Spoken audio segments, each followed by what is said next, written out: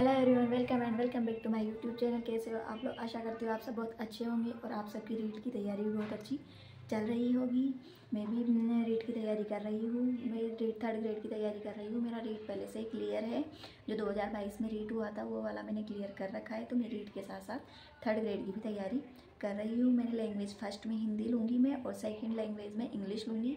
तो हिंदी और इंग्लिश को मैं साथ साथ पढ़ते जाऊँगी। जो रीट मेन में भी जो मेन एग्ज़ाम है थर्ड ग्रेड का, उसमें भी हिंदी और इंग्लिश दोनों काम आएगी। इसलिए मैं संस्कृत नहीं लूँगी रीट प्री के अंदर, उसमें भी मैं इंग्लिश ही लूँगी। तो आइए पढ़ते हैं सबसे पहले राजस्थान भूगोल का फर्स्ट टॉपिक है राजस्थान का भौगोलिक स्वरूप। वो वाला टॉपिक सबसे पहले पढ़ेंगे। तो इस वाली बुक से ये वाला टॉपिक मैं सबसे पहले पढ़ूँगी। राजस्थान का वर्तमान स्वरूप। मैं यहाँ पे राजस्थान का वर्तमान स्वरूप पढ़ रही हूँ सबसे पहले। और राजस्थान का वर्तमान स्वरूप ज़्यादा बड़ा टॉपिक नहीं है, ये 2-2.5 पेज का टॉपिक है जो बुक है उसके अंदर। और जो मैंने नोट्स बना रखे हैं उसमें तो 1-1.5 पेज में ये कंप्लीट हो रहा है। लेकिन मैं इसको बुक से ही पढ़ रही हूँ क्योंकि मैंने भी पहले बुक से पढ़ रखा है इसको।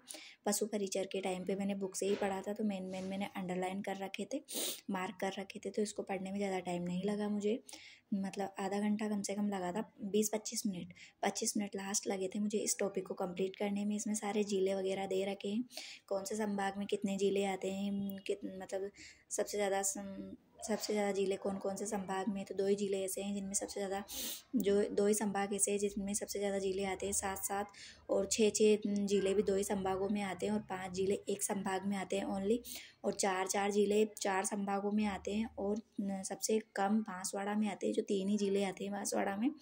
बांसवाड़ा जो नया संभाग बना है, 3 नए संभाग बने हैं, सिक्कर, पाली और बांसवाड़ा, ये 3 नए संभाग बने हैं। तो इनमें उन दोनों में तो 4-4 जिले आते हैं, लेकिन इसमें 3 ही जिले आते हैं।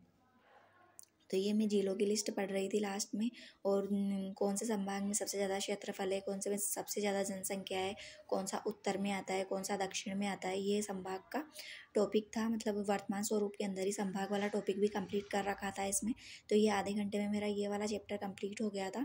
फिर उसके बाद में ये जो बचे हुए हैं बाद में, जो राजस्थान मतलब ये कितनी सीमा किससे लगती है, कौन से राज्य से कितनी सीमा लगती है, पाकिस्तान के साथ कितनी सीमा लगती है, ये मैं दूसरे दिन पढ़ूंगी क्योंकि आज का मेरा यही टॉपिक है। तो ये वाला टॉपिक मैं कंप्लीट कर लूँगी, फिर इसके बाद में मैं दूसरे सब्जेक्ट पढ़ूँगी।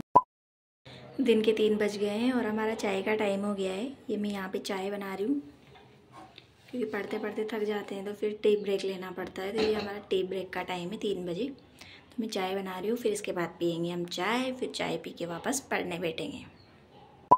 दिन के 3 बज रहे थे तो मुझे चाय के साथ भूख लग रही थी, तो मैं चाय के साथ टोस्ट भी खा रही थी। चाय और टोस्ट दोनों खाए मैंने। फिर उसके बाद मैं साइकोलॉजी के लिए पढ़ने बैठ गई। तो यहाँ पे मैं पढ़ रही हूँ साइकोलॉजी, और साइकोलॉजी में भी मनोविज्ञान का जो नॉर्मल परिभाषाएं वगैरह है, और उसकी जो कब उत्पत्ति हुई, पहले इसका नाम क्या था। तो मनोविज्ञान को सबसे पहले मनादर्शन बोलते थे, वो भी अरस्तु ने बोला था। उसके बाद में रूडोल्फ गोइंकलर के द्वारा इसको मनोविज्ञान नाम दिया गया। वो कब दिया गया, इसके रूडोल्फ गोइंकलर के द्वारा पहली पुस्तक दी गई थी साइकोलॉजिया, उसके अंदर ही साइकोलॉजी शब्द दिया गया था। तो जब से ही मनोविज्ञान नाम पड़ा, साइकोलॉजी का मतलब होता है मनोविज्ञान, साइकी प्लस लोगस, मतलब साइकी का मतलब होता है आत्मा और लोगस का मतलब होता है अध्ययन करना। तो जो साइकोलॉजी है उसका मेन मतलब होता है आत्मा का अध्ययन करना।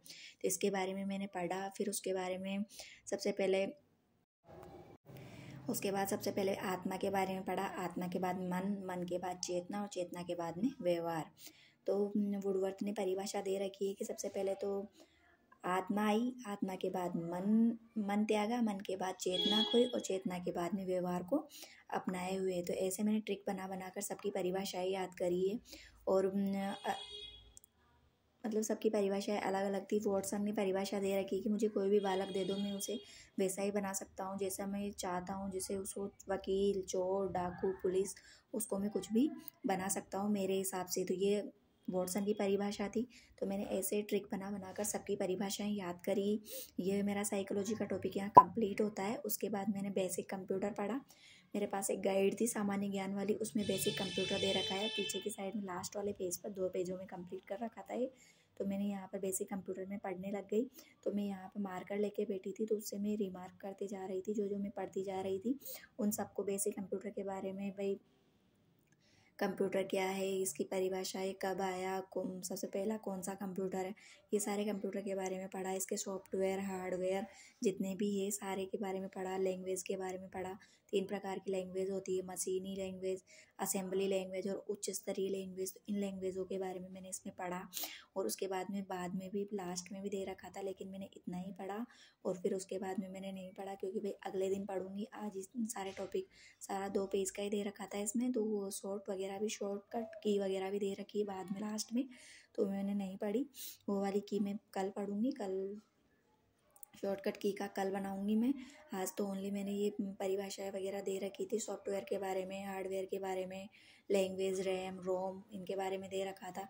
रैम यानी रैंडम एक्सेस मेमोरी, रोम यानी रीड ओनली मेमोरी, इनके बारे में दे रखा था। सेंट्रल प्रोसेसिंग यूनिट, CPU, इनकी फुल फॉर्म वगैरह पढ़ी मैंने, क्योंकि मैंने कंप्यूटर पहले भी पढ़ रखा है, इसलिए मैंने आज इसका एक ही पेज कंप्लीट किया। आगे वाला पेज कंप्लीट किया, फिर उसके बाद में पीछे वाला पेज आधा पढ़ा था मैंने, जिसमें फिर मैंने 1.5 पेज छोड़ दिया। 1.5 पेज में कल पढ़ूंगी इसका, उसमें शॉर्टकट की वगैरह दे रखी है, तो वो वाली मैं कल कंप्लीट करूँगी। तो ऐसे कर रही हूँ मैं अपनी रीड 3rd ग्रेड की तैयारी। अगर आप लोगों को मेरा वीडियो पसंद आते हैं तो प्लीज़ मेरे चैनल को सपोर्ट करें और मेरे वीडियो को प्यार दें।